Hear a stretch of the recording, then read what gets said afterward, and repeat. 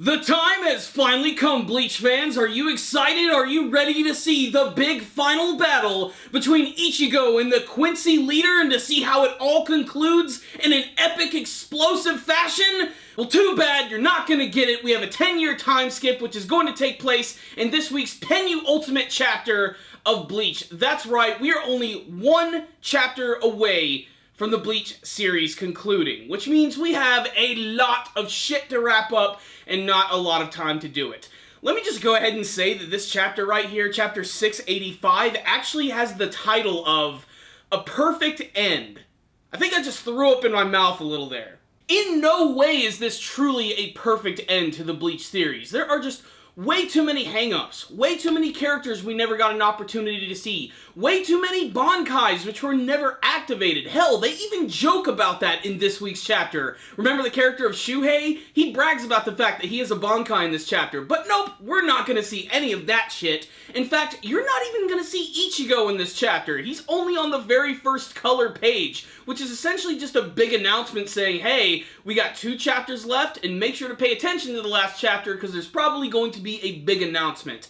My guess is that's going to be the return of the Bleach anime series, which if that happens, bring it on. I really want to see this arc animated. That being said, this chapter right here, despite the fact that it didn't wrap up every little thing, was still kind of satisfying in some senses. Like I said, this is a time skip, and it's a big time skip, the biggest one that we have seen in the Bleach series. 10 years have passed since the defeat of the Quincy leader, and Soul Society has rebuilt itself, and so has the Gotei 13, which means we're going to see the return of some classic members, as well as some brand new members. First up, Shunsui. He is now the leader of the Gotei 13. That makes absolute sense when you see his connection to both Yamamoto and his friend Ukitake. Speaking of Ukitake, Ukitake is dead. It seems like the power of the Kamekake and all the crap that he went through in the big final battle against the Quincy was just too much for his frail body, and he is dead. But that means there's going to have to be a brand new captain, and avid readers of the Bleach series will almost certainly know exactly who this is going to be, but they don't show this until the very end of this chapter. The rest of the chapter, basically we just get to go around to all the various characters and see what they're up to. Some of them have some new looks, some of them might even have some new abilities. So who exactly is on the roster for the Gotei 13? Well, of course, we have some classic members like Hitsugaya. We have, of course, Byakuya, who is still a member of the group. Shinji is still there. Love is still there. Kensei is still there. But we also have Soifon. We also have some very interesting, brand new characters who have joined the group. Unohana is no longer around. The former Kenpachi, if you will, who has now been replaced by Isane with a brand new, super adorable look.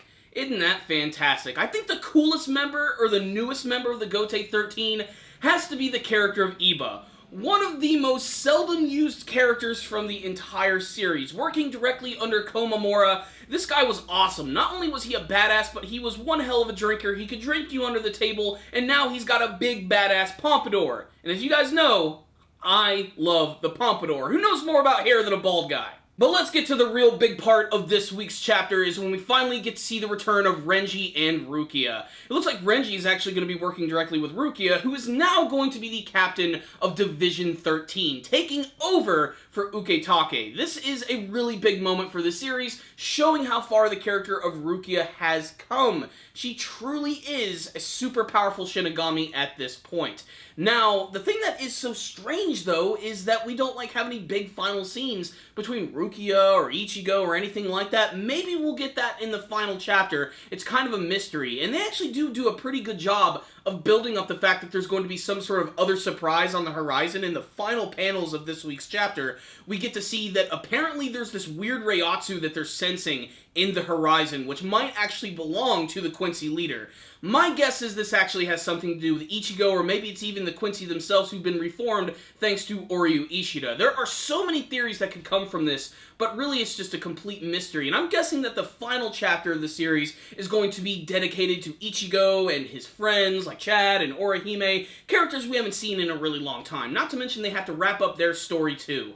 Now, was this a perfect chapter? Hell fucking no. A lot of that has to do with the fact that it was just rushed. We didn't even really get to see the conclusion to the battle with the Quincy leader. He didn't have any final words, he had nothing to say, nothing, and that's really disappointing in many senses. It sort of paints him as like this normal standard villain with very little motivation, not to mention a very absent backstory. Something that I really wanted to see from the series, because I wanted to care about the villain. As it stands, Aizen was the best villain from the series, and apparently he was just sort of killed off screen. Same thing. Aizen, think about that. Killed off screen. We don't even get to see his death either. It's not like this is the first time that the Bleach series has done something like this. I mean, if you remember, after Ichigo battled Aizen and they sealed him away, they did another little short time skip, and we didn't really get to see anything that happened right after. And I don't know if this is just the storytelling of the author, like how he likes to do things, or if because Weekly Shonen Jump is like, look, the Bleach series is not very profitable for us anymore, it's not very marketable, thus we're going to have to go ahead and cut the series early and you're going to have to come up with a quick ending. If that's the case, big middle finger to Weekly Shonen Jump. What I will say is, I'm going to take these final chapters for what they are, and I'm not going to judge the series completely until I see what the final chapter is going to offer, as there are just so many damn things to wrap up. So many other characters. And I mean, it was great to see some of the classics this week. Kenpachi, Mayuri Karatsuchi with a brand new look, making him look even more like Maleficent.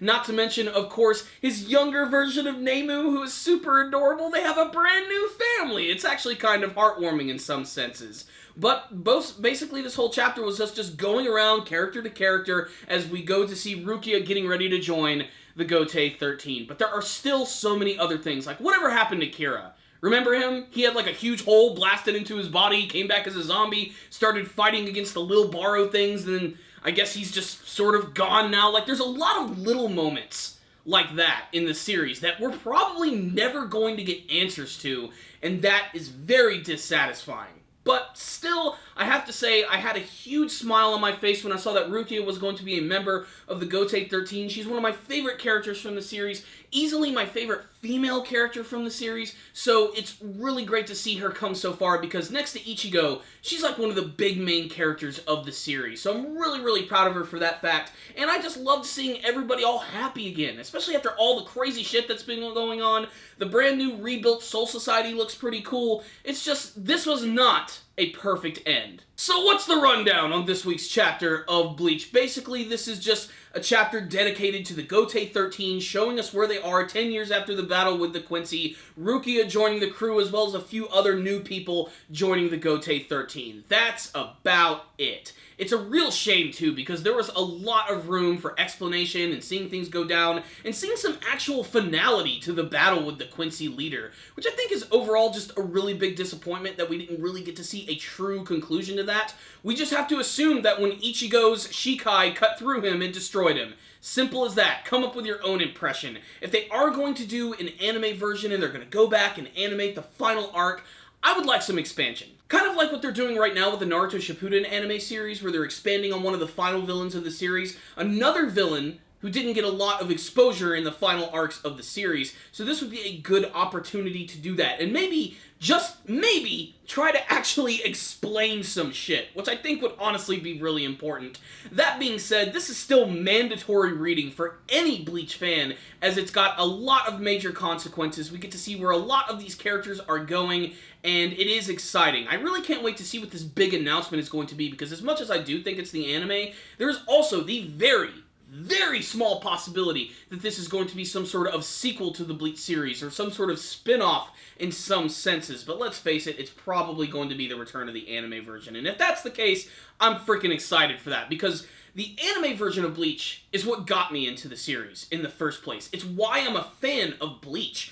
I didn't even start reading the manga until the anime version ended, because I wanted to see how the story was going to continue, and I was afraid that there was never going to be a proper anime version of that. So I decided to jump into the Bleach manga, and while it wasn't the greatest experience, and it was a very rocky road getting through all of it, it was still pretty pleasurable. But there are still many things to wrap up in the final chapter, which is apparently coming in 2 weeks. Let's hope it's a much more perfect end than this chapter right here. That being said, this was still not an awful chapter in many senses. It's just kind of rushed. That's really the only way to describe any of it, and there's just not a lot of explanation. So, as a score out of 5, on its own, I have to give this chapter a 3 out of 5. Just an average chapter, skipping a lot of explanation as we rush towards the ending of the Bleach manga series. Now, I cannot wait to see how they're going to wrap it up. That might even change my perspective on this chapter, but it depends on what it offers. Until then, let's just wait, my friends, because the Bleach manga series is about to conclude. So there it is, that's my thoughts on this week's chapter of Bleach, but before any of you guys leave today, make sure to tell me what you thought about this week's chapter of Bleach in the comment section below. Were you excited seeing some brand new members of the Gotei 13? What about the return of Rukia and Reggie, and Rukia now being the captain of the 13th Division? Were there any details or story elements that they dropped and that you really wanted them to pick back up on, like maybe getting back into Kenpachi and Yachiru a little bit, aside from it just being passing fancy in this week's chapter, about the fact that she's never going to freaking return because she's now basically assimilated with his Zanpakuto and he has no direction? See, it's moments like that that kind of drag this chapter down a little bit, but I want to hear your thoughts about it, and make sure to tell me what you want to see from the final chapter, the conclusion of the Bleach manga series. Thank you guys so much for watching this review. I really appreciate it. Make sure to like this video, subscribe to the channel, all that other bullshit that you hear every other week. Thank you guys again for watching, and as always, stay dandy, baby!